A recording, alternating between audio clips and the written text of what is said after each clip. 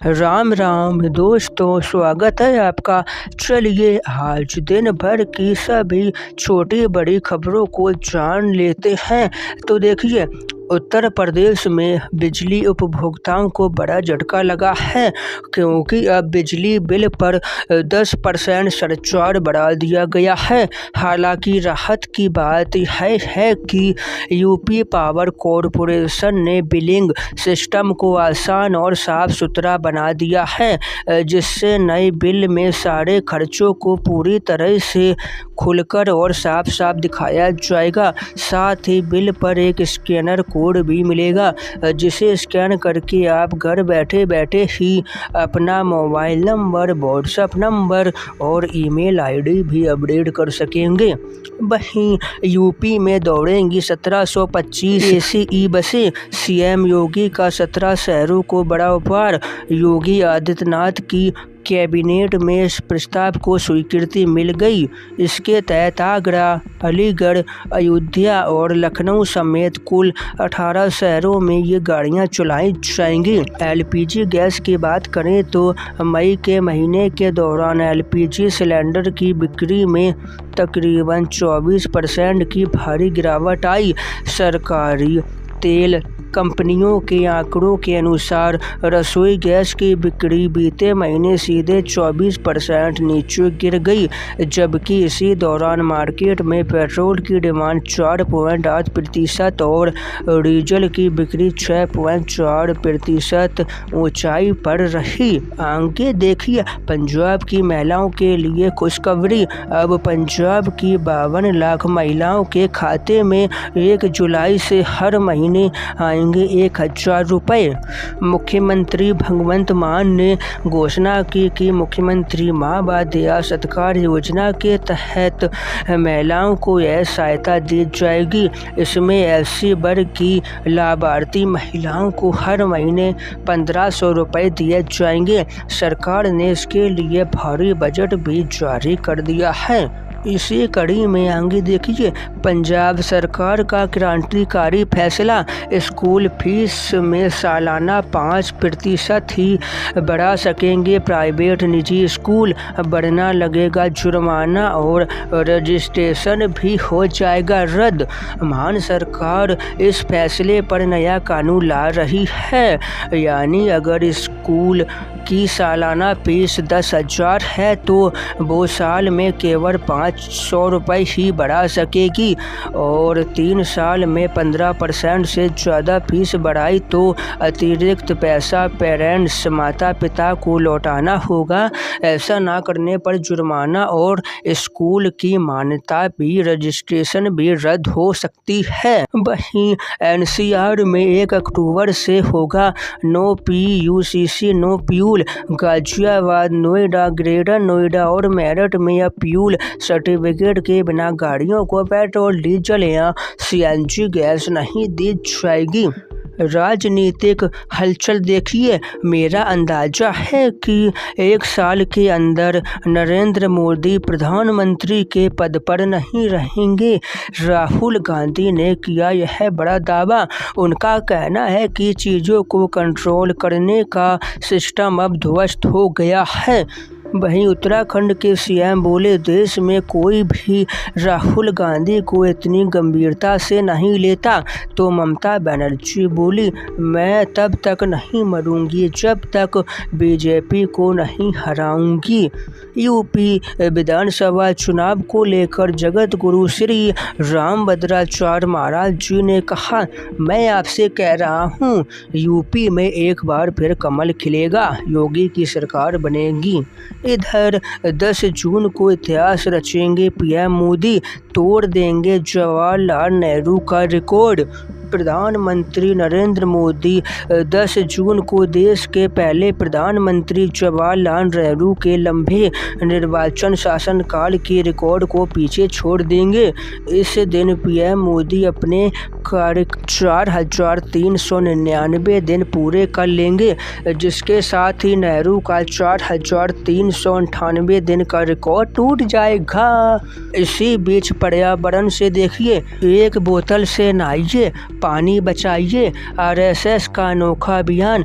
भारत में पेयजल दुनिया के बेहद खराब है। आरएसएस ने जल संरक्षण को लेकर देश भर में एक अनोखा अभियान छेड़ा है, जिसके तहत लोगों को मात्र 1 लीटर पानी में नहाने की ट्रेनिंग दी जा रही है।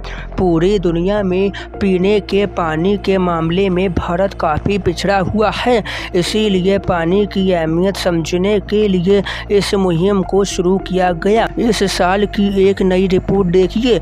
भारत दुनिया की 5वीं सबसे बड़ी digital economy, Germany, France, Japan, Canada से भी आगे। एआई इंफ्रास्ट्रक्चर ने 4था स्थान। पिछले साल हम 8वें पर थे, लेकिन अब भारत जर्मनी, जापान और फ्रांस जैसे देशों को पीछे छोड़कर आगे आ गया।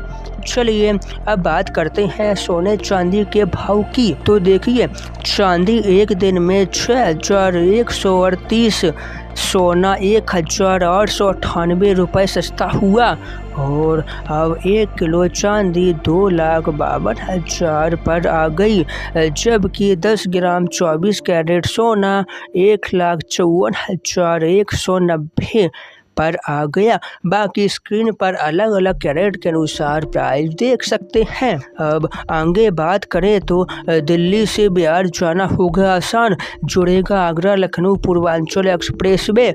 दिल्ली बिहार के यात्रियों के लिए रात की खबर। आगरा लखनऊ और पूर्वांचल एक्सप्रेसवे को जोड़ने के लिए 4,775 करोड़ से 51 किलोमीटर लंबा नया लिंक एक्सप्रेसवे बनेगा।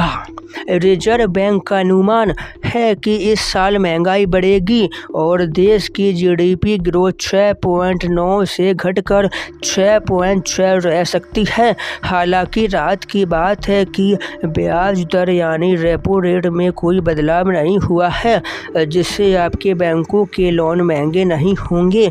ईएमआई भी नहीं बढ़ेगी, लेकिन दुनिया भर में चल रहे तनाव के कारण आने वाले दिनों में ईंधन, तेल और एनर्जी के दाम बढ़ सकते हैं, जिससे आम जनता की जेब पर बोझ पड़ेगा। इसके साथ ही इस बार कमजोर मानसून की आशंका है, जिससे खेती किसानी पर असर पड़ सकता है, पर शहरों में सर्विस और मैन्युफैक्चरिंग का काम मजबूती से बना हुआ है। आगे बढ़े तो दिल्ली सरकार ने अवैध बिल्डिंग पर सीलिंग एक्शन शुरू किया। इधर बिहार के 2 लाख किसानों के खाते में आएंगे 200 करोड़। कृषि मंत्री विजय सिन्हा का बड़ा ऐलान।